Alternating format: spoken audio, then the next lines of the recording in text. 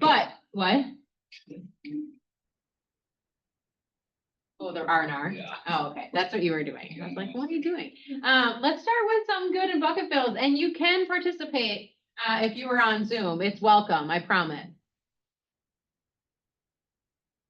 Hi, Cammie. This is Carla Haley. Hi. Hi. I just want to bucket fill Lydia and Heather for helping me with the printer situation the last week. It's been very helpful. We've been trying to work through it, but they've saved me twice. So thank you both for helping me out with that. And they do it with a smile. I know. Awesome. What else? I have a really good story.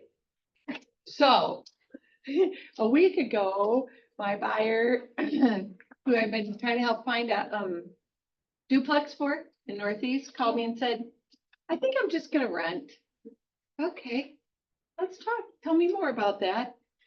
Well, he's just sick of where he was at the moment. And I said, well, I sent you a new one this morning. Did you look at that? Oh, no, that actually does look good. We'll go see that tomorrow. So we went to see it, put an offer in on Friday, spent the weekend negotiating and under contract and scheduling inspection now. So So good, so good. What else? What else is good?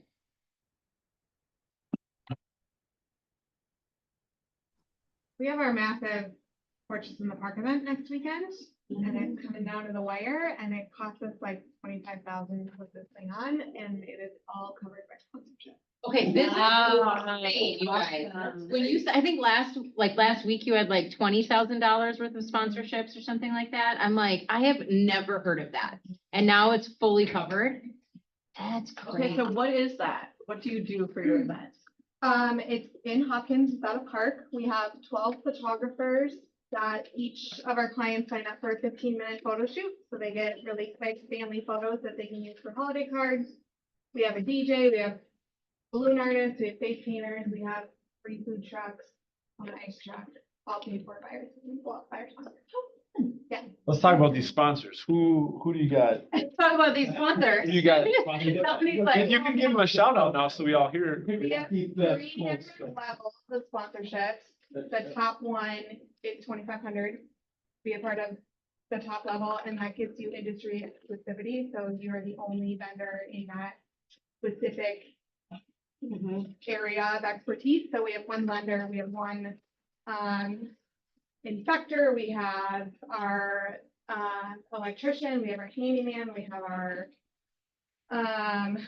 windows and doors guy. So anyone that we use, we refer a lot of our clients to our vendors, and we track that. You gotta pay to play. Pay to play, and we give it back to them in business For sure. tenfold throughout the year. So What I think is important that you kind of skipped over is they actually track that, right? So like a lot of times when you find a sponsor, it's like they feel used or they're like, oh, we aren't getting business from it, or it's like, oh, you just want money, right? Like it's not really a partnership. You guys actually track who you refer to them, right? And then all of a sudden it's like, if I referred those people, did you get chosen too? Like, did you get business from it or referrals from that? So like they have data also to show these people that it's not just like, hey, give us money kind of thing.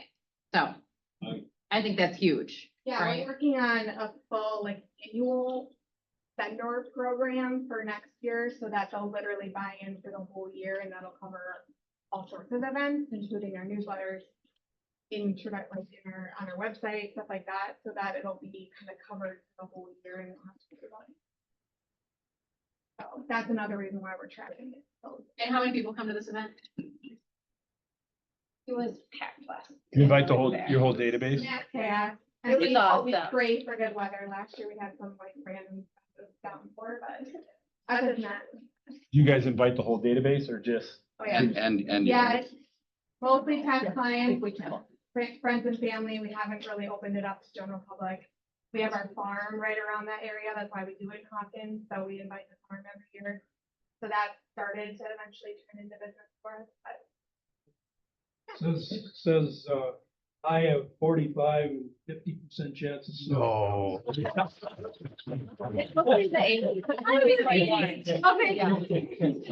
John's spicy today. He ran up the stairs and I was like, John, I could not run up those stairs and still be talking when I got to the top. Right after. Like, I was like, I'd be like sucking wind for a hot second. Hey, there's that bucket filled. John.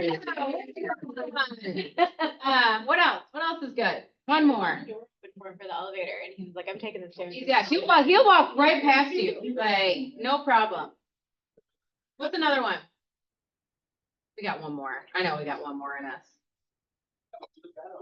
No? All right, moving on. Oh, what's that? Was that the Parade of Homes thing? Yeah. Okay, I was like, Don't forget already. You what? So don't forget about the Parade of Homes. Okay. I don't know what the dates are, so I wouldn't be good at Going this. on right now. So when? The end of September, I think. Is anybody on there that has the? Anyone have a- And September 28th. Yeah. Yeah, I knew someone would know. Last it. weekend was last weekend. And we have quite a few people in the parade this year. I mean, we have quite a few homes in it. All right, the September training calendar. We are, what day is it? The 10th? Awesome. Ask the Broker, things we knew and forgot. You guys, this is gonna be a really good class and everyone should be there. Partly because Kevin's, I think, getting quite a few, different, I don't know, odd things in purchase agreements. There's been different changes. We still aren't necessarily doing things properly. So he might not have told you that, but if you feel like you're hesitating in that at all, and all of a sudden you have, commissions in 2 different spots and you don't know how to use the, cooperating broker stuff, or should I put it in the purchase agreement? You should be at this class. And it's not just purchase agreement stuff. It's even listing agreement, right? Because you can't put TBD, you have to put a price point in there. There's just a lot of things that I think are kind of getting missed in the cracks right now. I don't know if it's because we're really busy or we forgot and we haven't done it in a while. But you should be at this class. It's at 11 o'clock. Team meeting is with Dave McGee. That is our attorney. And he is going to be just a plethora of information. He always has a great presentation. He's going to be open to questions. And because he's our attorney, he can answer pretty much any question legally, where I deferred all of that to somebody else. We have our R&R, and where is that at again, Rick? At Fort. Fort. That's what it is. Okay. Okay. See, read what it says underneath the time. That's new. Clock out and. Unlined with us. Yeah, I thought you were gonna put 6-ish in there, and I was like, I don't know if we can actually say that on the invite. So it's right across the 394. Okay, awesome. Under. Under Baccio. Show you. Under Baccio. Bacho. Bacho. Yeah. No, is it Bacho? It's not Bacho. Bacho. No, it's not. Really know the owner. Bacho. I've said Bacho for 20 years. I know. Not Bacho? I mean, but then again, my grandma's called Parmesan cheese. fighting with Parmesan cheese. I'm not fighting with you. I'm on your side. We're wrong. I haven't been wrong. Quit fighting it. I Being argumentative. actually use Parmesan cheese. How do they You get always say, together hey, great? can you pass the Parmesan cheese? Like, that's a real thing. Or when And people I'm say like, "But that's not the right thing." Chipotle funny, Like, yes, it is. Oh, Chipotle, Okay, Chipotle, when people say Alright. Chipotle. It's gonna be fun. Everyone should be there. It's actually a really great time to just talk about what's going on in the market, to be able to, make relationship with some of the agents in this office, right? Because some of you don't actually talk about your personal lives or what your business is really like. So there's been some really great connections in the R&Rs. Bold. So we have 6 people signed up right now. And then some leadership people that are going. If you are not signing up for the entire Bold, I still highly suggest you going to the first step. So John pointed out to me that no one is signed up for the first step in our market center. I didn't tell anyone that was, well, because you were signed up, but then she right? Yeah. And so you're signed up, everyone that's the full one is going to the first step. But even if you don't want to go, first step is free. And everyone should be there because it kind of gives you a little bit of what Bold is like, but it also gives you something to kind of start off your fall and your lead gen. So it starts which day? September 24th, and then it goes all the way till October 29th. Also announcement, because of that, we are going to be changing our team meetings to Tuesday. versus Wednesday for the last 2 weeks of September and then all of October. Any questions around both? And yes, we still have 4 spots that are getting $400 paid for where you only have to pay $3.99. If you guys don't sign up, we might pull that away from you in the next few days. We don't know yet. Did you say our team meeting is switching that week or next week, or I'm sorry? Last 2 weeks, so it's the 23rd, so the last 2 weeks of Okay. 23rd and the 30th. Okay, gotcha. The 30th, we have team meeting and business plan. It's during, it's like, yep, that time frame. Yep. All right, so lead gen, we have about 10-ish people signed up for this. Again, it is 6 credits for, I think it ends up being like 30 if you pay online because there's like taxes and fees with Eventbrite or whatever it's set up under. So I don't want you to go in and be like, Kami, it wasn't $40. You're right, it's not $40 because of credit card, tax and fees or whatnot. It's gonna be a great class. Again, if you don't have your Google set up properly, or you don't have reviews, or you're not sure if you're even getting clicked on, or if your profile looks right, which you just experienced this today, you had to like send Authenticize. yeah, whatever it is, yeah, to make sure that you actually work here. And some people have the wrong address on it still, so, you should be at this class. Again, bring your laptop because not only are you gonna learn, he's gonna show you and then you get to do it. So you can leave there with the task done. And then the second portion, which is the other 3 credits, is actually how to generate leads for free from Google.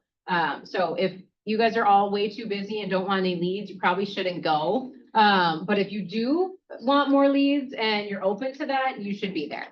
Questions around this at all? Who's signed up so far? Who's going to sign up?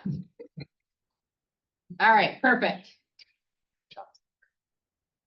All right, KW Lake Minnetonka Holiday Party is the 4th of December. It's at Birch's. That starts at 6.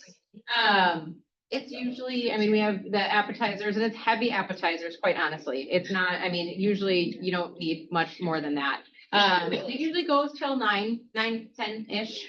It's a lot of fun. We're gonna have something for you to take home again this time. Last year it was the artist that did kind of the renditions of whoever you were standing with. Do we have any questions around that? What does that say, 6? 6 p.m. Yep, and it's the 4th of December. All right, family reunion. Again, I'm not gonna, we don't have to go over it a ton, but there are only 4 different hotels to choose from. Again, I don't know if anyone else if those have gone away or they opened up more rooms. I know 2, it was down to 2, they opened up some more rooms.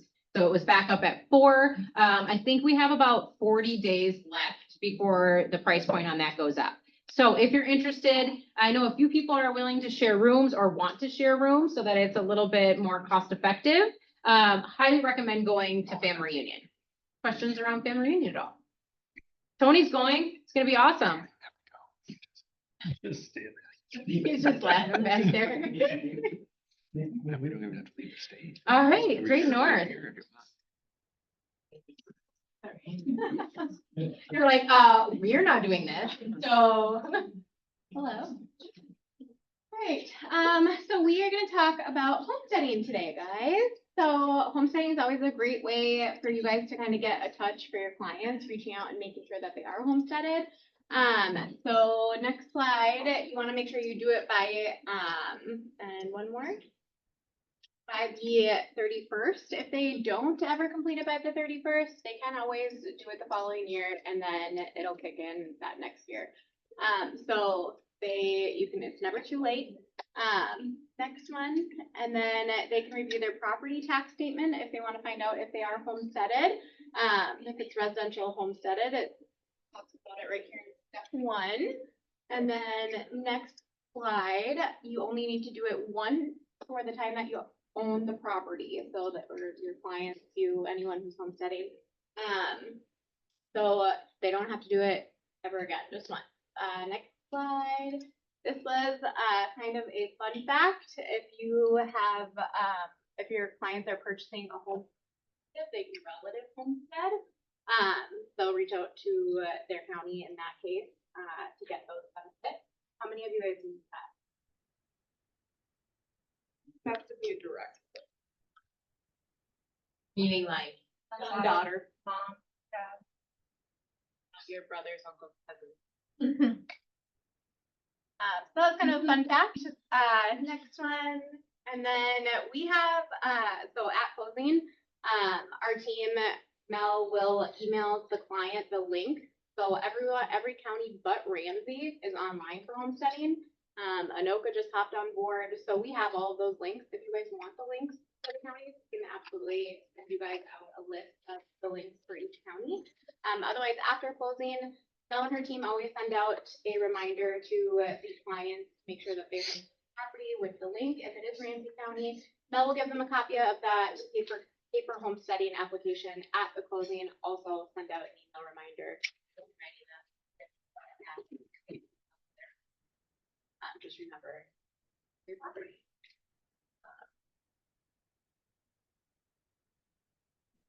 I have a question. Is there a percentage that homestead saves to the average person? Is it just different in every county? How does that work? It's all based on your price over like 70,000 and it has to be appraised under 572,200 for you to get a tax credit. So not really, it's It variable. depends because it can be based on your local schools. There's different classifications just on the area you're in. So Dakota County in one spot might be different than a school in another, but it's all calculated at the county level. And like Mel said, it goes from like 70,000 up to 500 plus. And so the lower price points actually get a larger tax break. The higher price points start to phase out that tax break. And then another fun, I have to throw this in because it's near and dear to my heart. There is a military veteran homestead. That threshold starts at 70% disability. And then there's a separate homestead classification at 100% disability for your veterans. There are different dates for that to go into effect for the following year. So if you have a client that meets those thresholds, just have them reach out to the county for their specific qualification. Homesteading also changes your legal rights of the property. If you're homesteaded, it changes, like if you go through a bankruptcy, If there's no mortgage, if there's no mortgage. if you have a mortgage, the lender still has rights to free property if you're not making a mortgage. Yeah. You have to own it free and clear. For like. But it sounds like we need not just, it's not just a I discount. feel like I just got like anxious all at once for everyone should know. Yep. Awesome. Any other questions, comments, concerns? Thank you.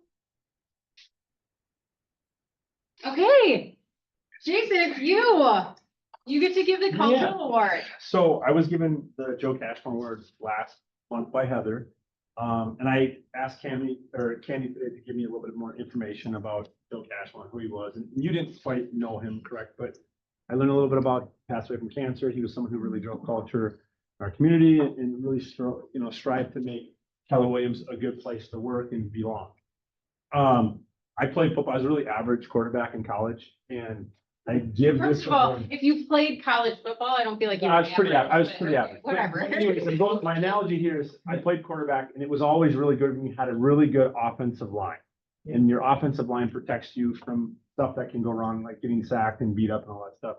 I'm gonna give this award to Great North Title, to Jackie and Mel, because they're my offensive line and they do a great job at protecting me. I've told Mel a few times, I feel so good when I finally get a signed purchase agreement to them because I feel like I can take a breath and they take care of everything else. So, for Melanie and Jack, so thank you guys.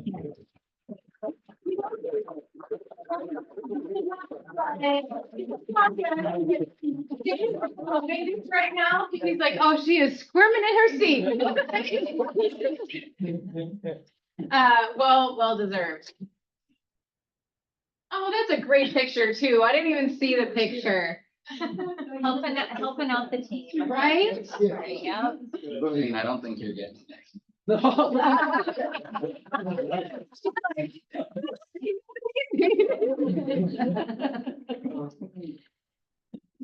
All right, so we have quite a few new agents, and some of you will see their faces, some you have not.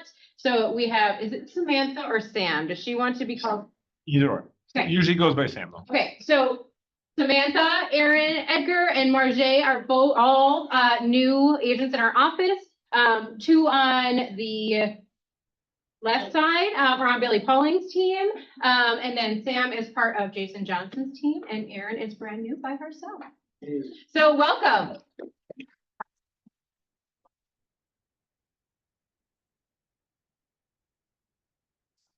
All right, so we have cappers, and remember, this is for August. Oh, not cappers, congratulations, first listings, wrong one. We have Jacqueline Ann for first listing, Joe Honey for first closing.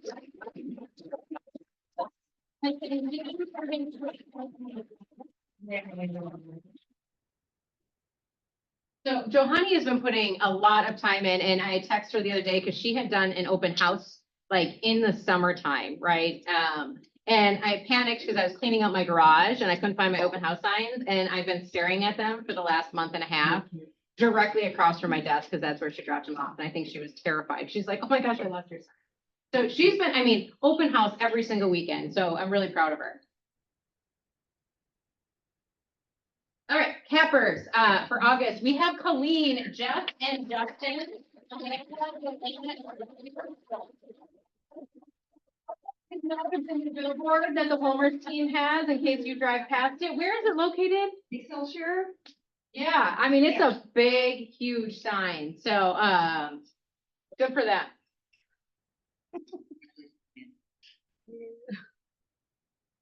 Okay, August numbers. Again, remember, it has to be active when we put it on for the listings taken. If it's withheld, or I don't even know, coming soon, it has to be active, correct? Those are not on here. If there's any mistakes, please let us know, so that we can correct it and give you credit, if something was not caught on here. All right, so top individuals listings taken. We have Bruce with 3, Pete with 2, Terry with 2, Alex with 1, Terry with 1, Paul with 1, Kevin with 1, and we have Bruce with 1 million, Pete with 1 million, Brenda with 1.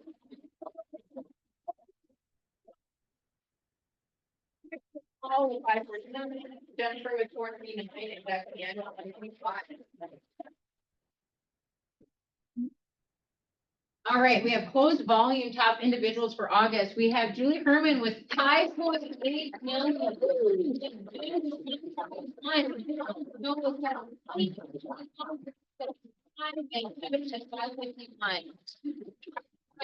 $5.8 million is like, that's insane. That's absolutely insane. And who was that listing was, the buyer? I think Billy. Billy Pauling was the buyer, buyer's Oh, agent for the 4.2 listing. So yeah, pretty cool. Yeah. Closed GCI, we have Julie Herman in the first.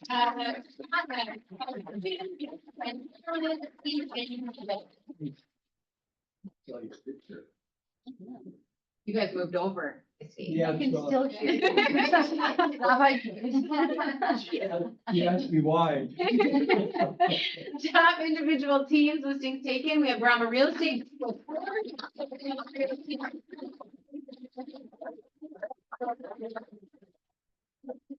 You have Basin Real Estate teams of 3.5.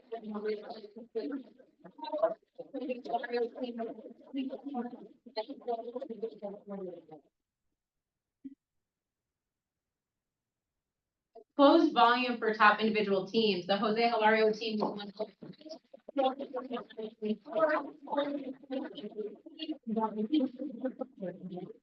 Closed GCI, Strobel Group in the number 1 spot, followed by Collins Company.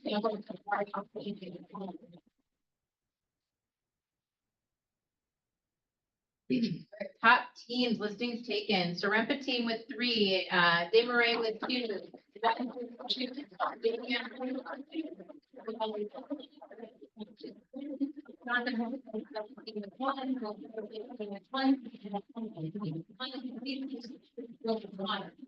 definitely could not run upstairs, John. I'm like already out of breath. Listings taken volume, the Wyland Group was 1.6.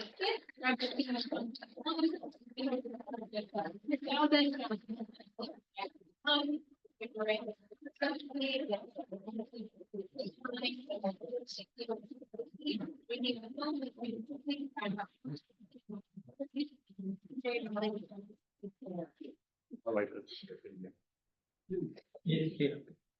All right, top closed volume, we have Serpentine with 4.9.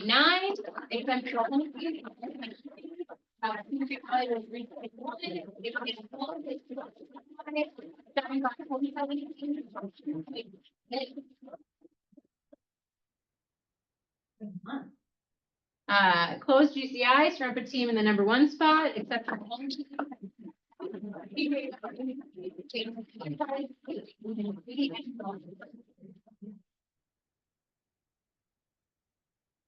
all right, top groups, listings taken, Homer's Group with 9, Bethany Nelson. With 7.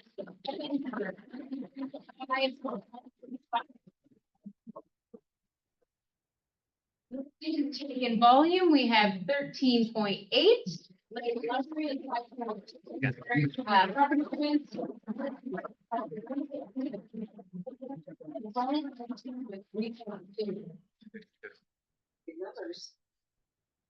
Closed volume, Pauling Home Team with 8.5. Property plans with 5.9.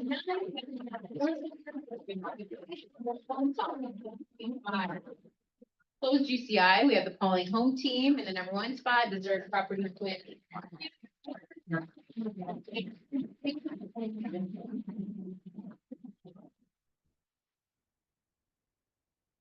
All right, commercial, KDB Commercial and Vision with 2 listings taken, for a volume of 1.1.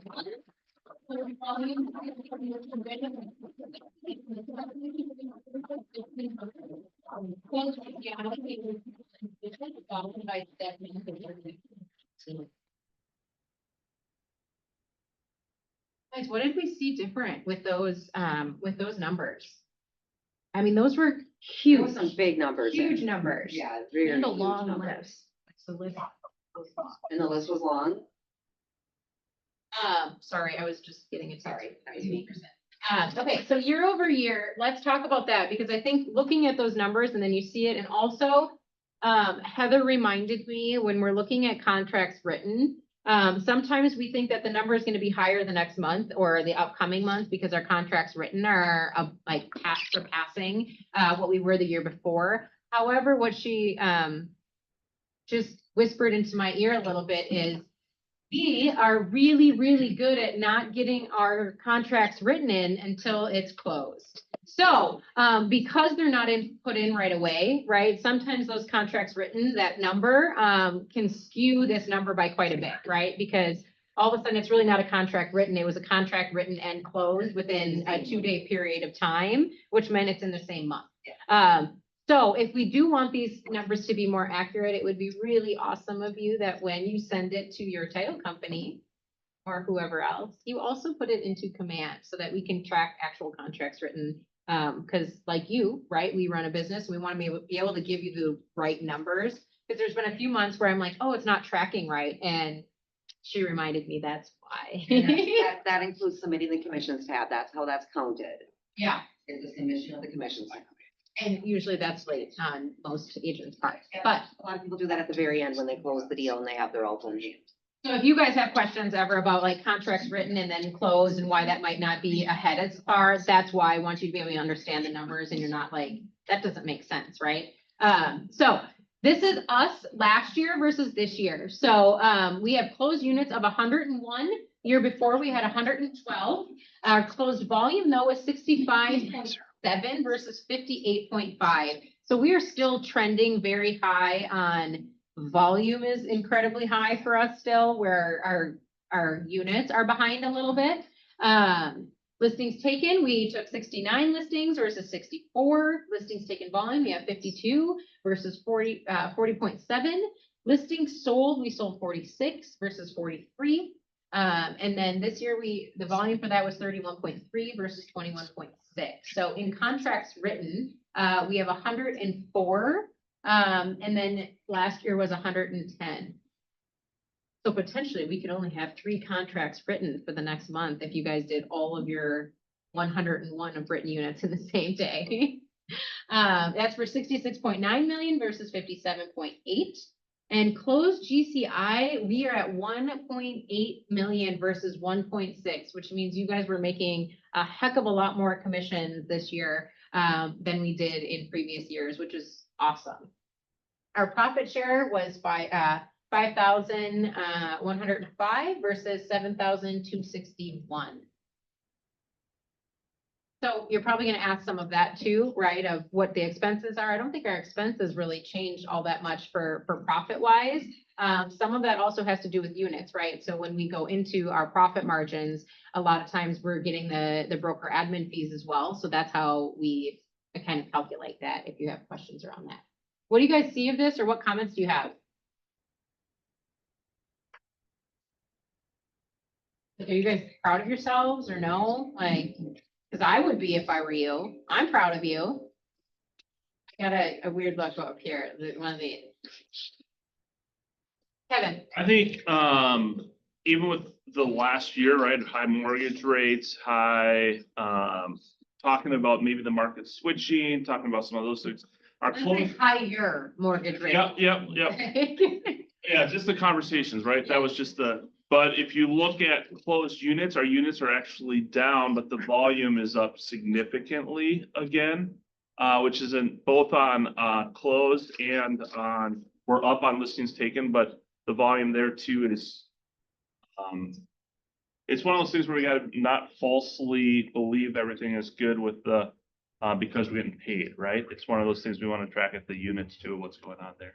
Always want to track at the units, Yeah. always, right? Because if anything shifts in the market, which I think some people are seeing some of the shift, right? Where things might not be selling or things aren't going as fast or quickly as they wanted it to. If you're only focused on the volume or the volume of it, right? That can be a really bad way to assess your business. And part of this, I mean, John and I were just going through some numbers for some other stuff, and we were looking at our average sales price. And I mean, in the last 4 years, it has just kept creeping up. So I think it was what, 21 and 22, it was like 516, and then it just kept going up from there. This month in particular, I think we were at I think Heather said like 613 or something like that was our average sales price, which You had is. that one $4 million sale too.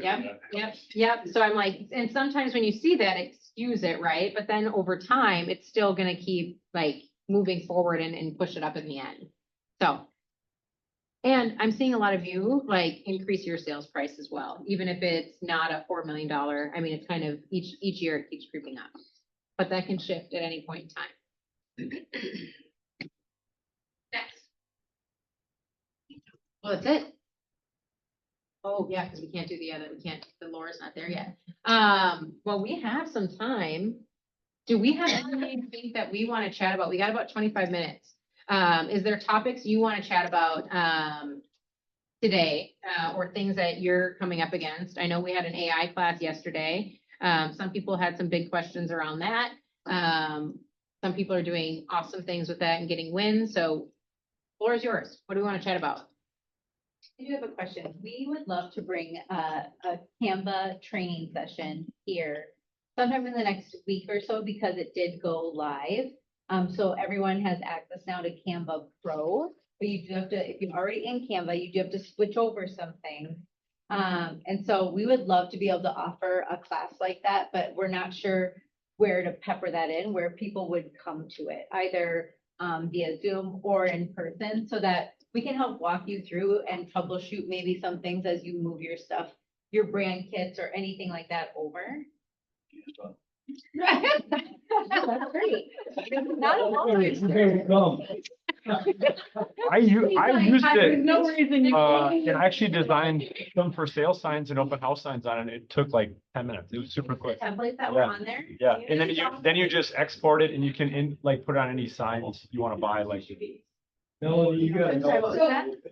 Oh, it's super She's easy like, to use because it's all brand templated. Claiming him currently And at then you all. just export it to wherever you're buying your sign. It was super slick. Last like 24 hours, Shane.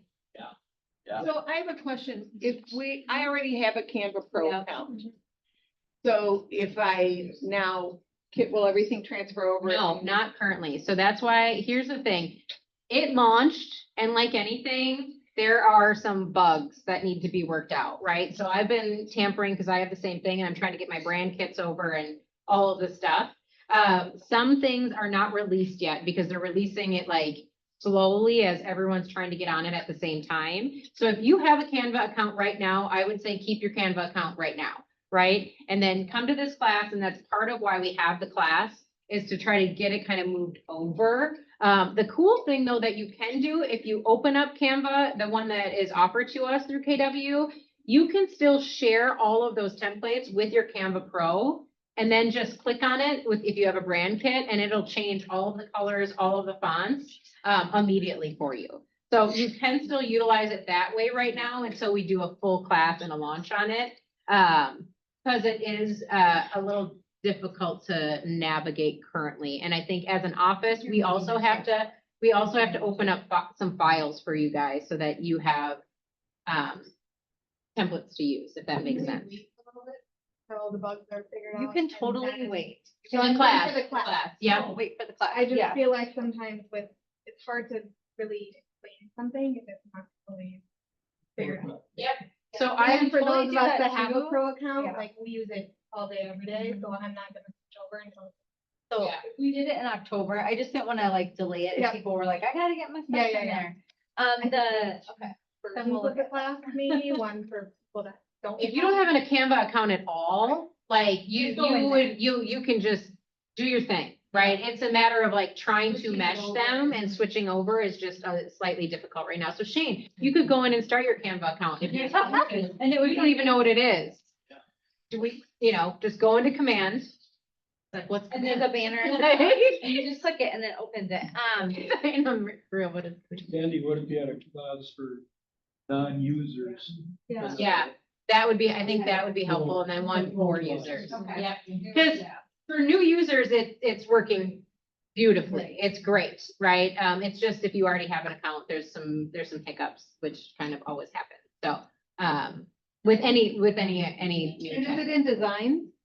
It's actually in Canva. All the templates are in Canva. But when you go into command, So you don't get it. They're not connected. They're not connected. They're not connected. No, it's a totally separate thing. But if you go in and click on designs, it takes you to Canva. Yep. Right, and you're now, yeah, it'll be saved in your Canva. and does Canva connect to KWLS? It does supposedly connect to the MLS. I have not tried that for our market center yet. These are all great questions for the class that currently we are unsure of. It does, you should be able to search it. I just haven't tried that yet within Canva. I'll just be like. But so they're kind of saying like, if you're in a month to month, like if you're paying month to month, maybe see when your next payment is due. If you're like, oh, I really don't want to pay for this anymore, like, let's talk.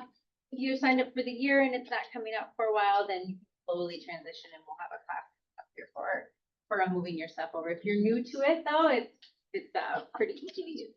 Super awesome. All right, what other topics? So anyone that was in the class yesterday, we were talking about AI, and I think Bruce was the one that asked about market analysis, and can you do that on ChatGPT? No, you cannot necessarily do it on ChatGPT the way you can on Gemini. And I did it on Gemini yesterday, and I actually did one of Tony's listings. His listing did not come up fantastic. You can share a little bit about that, but I did my own house, which is in Minneapolis, so it's a neighborhood. It's pretty easy to comp out, right? Just because it's like, you have this kind of house, you either have this size lot, you live in this neighborhood or not. My CMA for my house was like incredibly accurate. And then all of the solds, it says why it sold for that versus why my house would sell for X. So, and again, I'm not saying use this for your listing appointments. I'm saying two things: use it for a resource to kind of help you figure out probably what those sellers are looking at.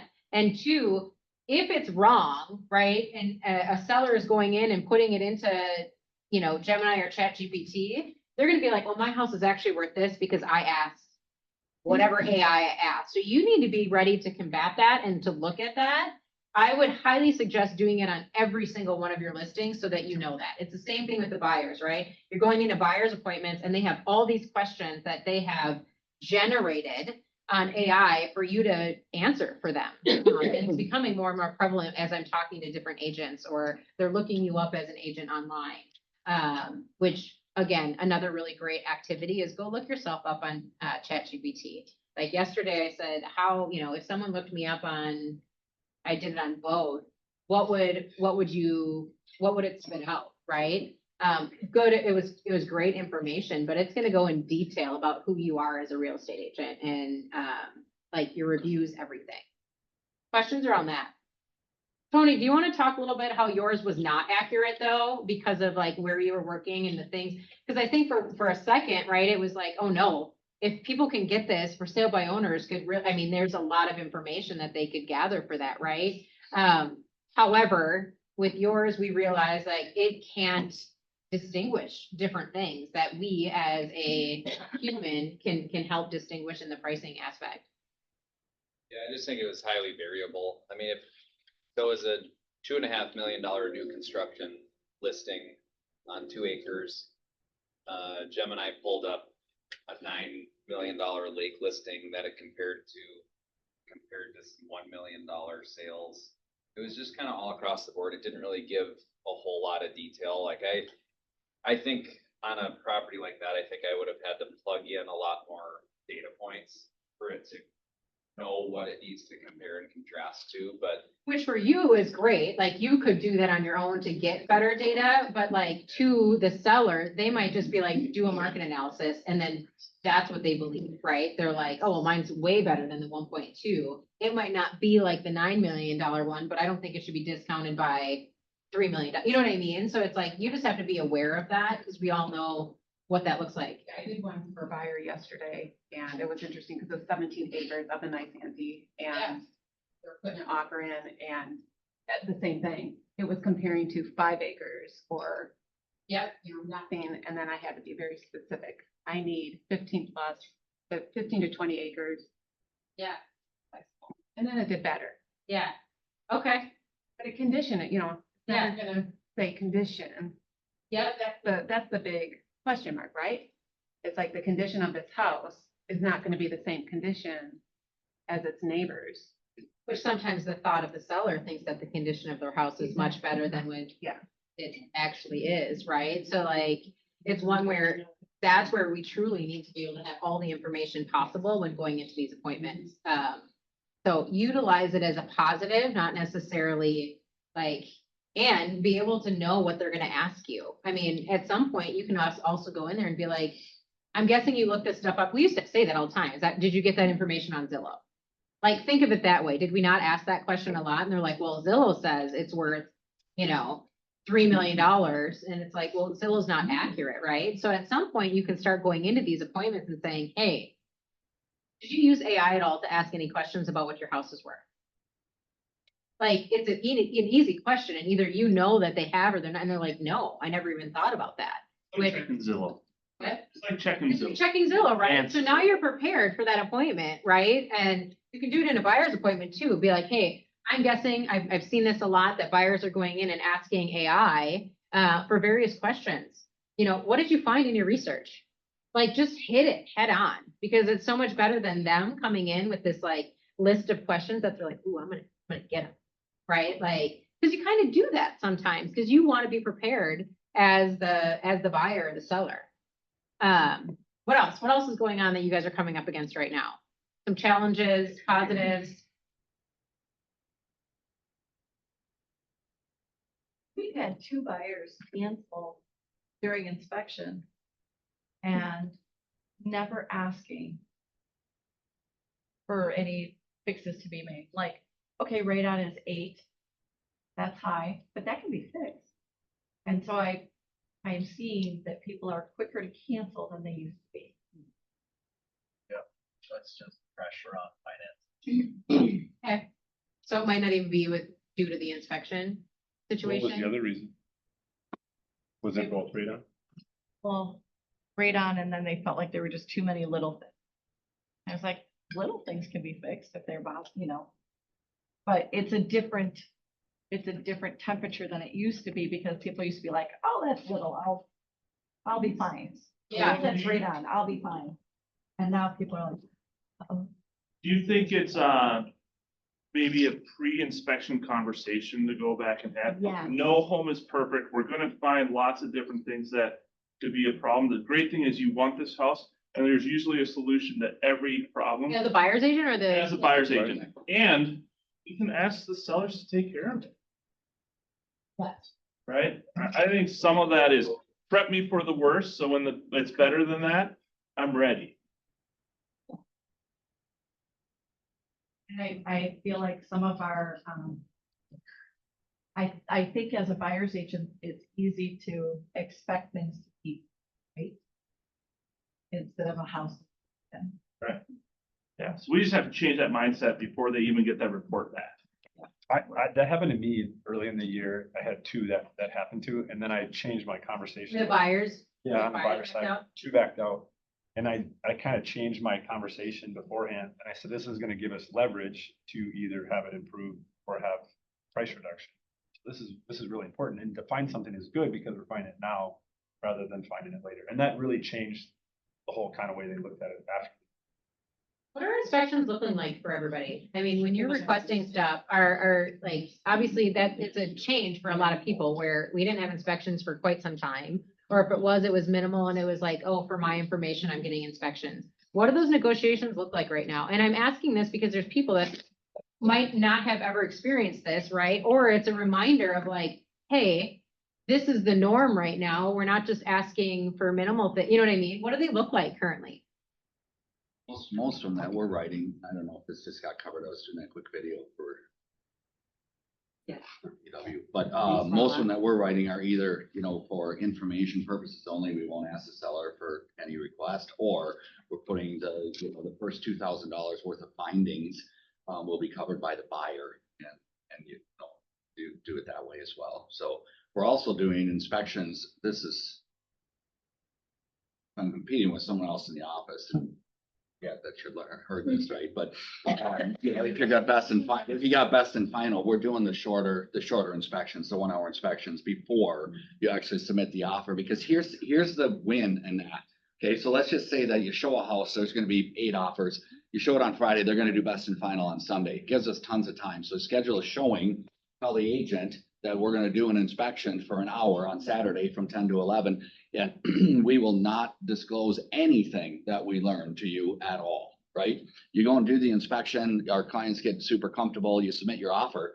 Now your offer without an inspection wins over other offers without an inspection, because you now know way more than everybody else who just walked through that house. So tell me a little bit more about that. Your inspector goes there for an hour. Is it a different fee? Is it just a walkthrough? Yeah, And it's how a- easy is it to get an inspector like that, right? Because these are all things where some people might not have that, you know what I mean? And it's like, hey, I'm not gonna go in and spend $500 on an inspection if I don't get this, like monetarily, right? So. Yeah, it's explain a easier, little bit it's about that. easier now, it's less than half the cost. So let's just say it's $600 for an inspection, it's more like $200 to $300 to do this. Okay. Granted, you are pay them more if you get them on a Saturday, it's one Yeah. of those things. Most of the companies are doing it because we've been doing it for 2 years now, right? Or 3, and yeah, they're getting the major stuff covered, right? They're getting the ags, the foundations, the mechanical systems. What they're not doing is checking that every appliance works perfectly. Yeah, So you're still getting, I would say, probably enough. And yeah. obviously, you're going in with your buyers with a more discerning perspective as you're looking through the house during that inspection as well. So, it's not just a showing where you're checking everything out. You're actually looking in detail. I always call it the $5,000 check rule. Like, trying to avoid you moving to this house and having to write 5,000 check. Furnace is 5,000, AC is 5 more than that. Yeah. That was, but we don't want to wait or negotiate it. And on the south side, are we seeing things that are different? Like that, as we're listing, are we seeing agents writing ridiculous long lists of inspections, or is that? Yes. Okay, and how does that go? Okay, anybody else? Shane is? I'm seeing it too. I always try to tell my seller, you know, you guys don't have to do this, but a rule of thumb, I mean, I'll get interested in getting Shane's perspective on this, but a rule of thumb is that I tell my seller in advance, hey, you could expect around 1% of the value of your house coming in up for request. And over time, that's been generally consistent. So a $700,000 house, you could have up to $7,000. At least you're telling them to be prepared for something. So if $2,000 comes in, oh, shoot, this is easy, guys, you know, because Yeah. we usually see around that 1%, so. We're doing that before we even film.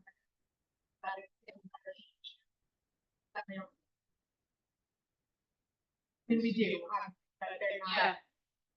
Our listings that are selling are the ones that are in. Are any of your listings, are you doing inspections on any of your listings prior to listing? So raise your hand if you're doing stucco inspections prior to listing. Yeah, I will That's how never, we came up ever, at I will never sell a house Yeah. ever that's stucco without doing an inspection in advance.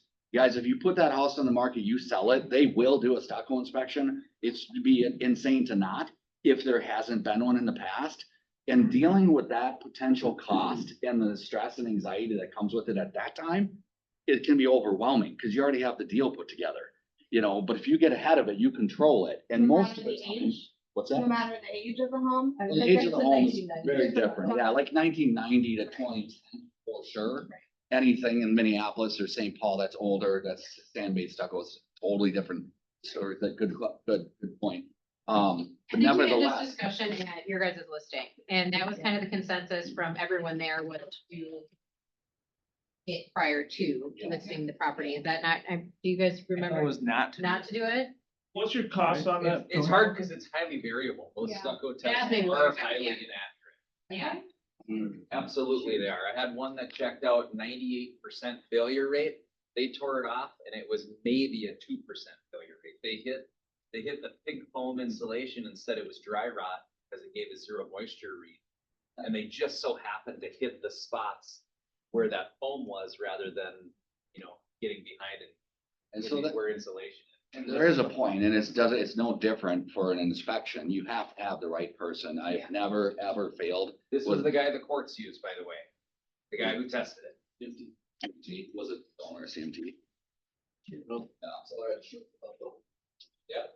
That's a $100,000 reduction.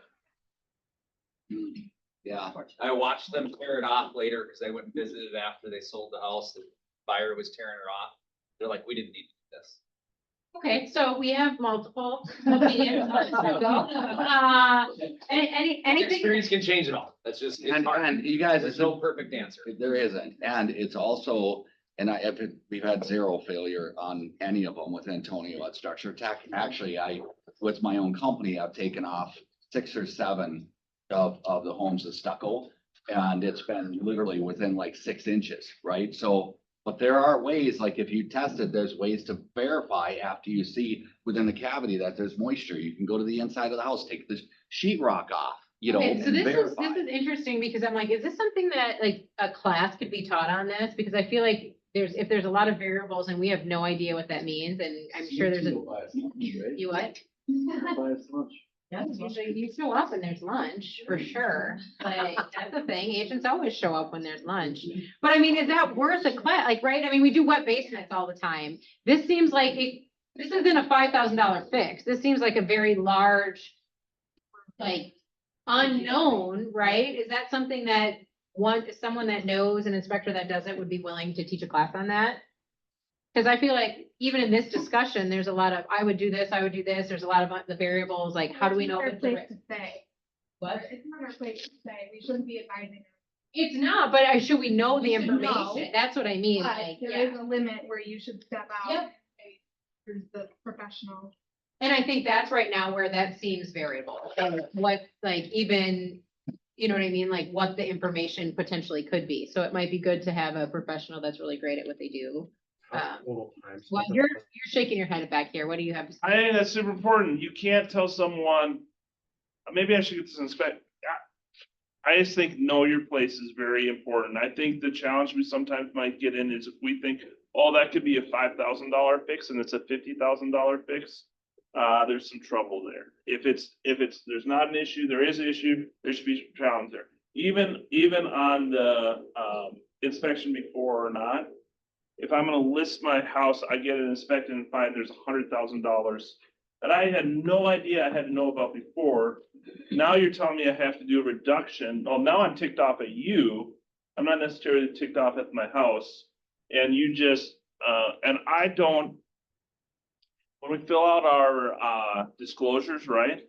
The seller fills it out. We don't fill it out, but the seller is filling out known issues. Do you have any known? We don't have to investigate is what it says. And so some of that might be the risk that we're bringing up. I do think someone else is going to get inspected and maybe you can get on the front end, but that's that whole challenge of, do you want to investigate on the front end? Because it's a lot cheaper to change a outlet and before inspection than after it, you know? So it's one of those kind of things. Where do you go? Well, typically one of the issues is there's so much stigma with stucco. Because initially, 10 years ago, when we were identifying issues, we're tearing it off the entire house. Now people are realizing that, okay, if there's a failure on 3 windows and not all 28 windows, it's because those 3 windows failed, but the stucco was installed properly everywhere else. If you can get ahead of something like that, you're saving the entire transaction, and it's because there's so much stigma. As soon as someone realizes, oh, there's mold in this house, well, it can, in a lot of So what you cases. heard is just rip the stucco off and put some wood siding on it. That's it. That's your fix. Wood. Just kidding. Parties. We got out of that conversation. Totally kidding. I'm kidding. I think it's really important, right, though, like, these conversations, because some people are like, I don't even understand what you're talking about, right? Because they might not, right? It's like, I haven't ever had to deal with that, or why should that be a fear? So. Yes? Oh, okay. Anything else you want to talk about? Otherwise, we'll do spin the wheel and we'll get you out of here. Nope. All right. And your name is up here. Come down this line and line up for a spin the wheel. You get the money. You're done. Right here. Money. The money. So, how do you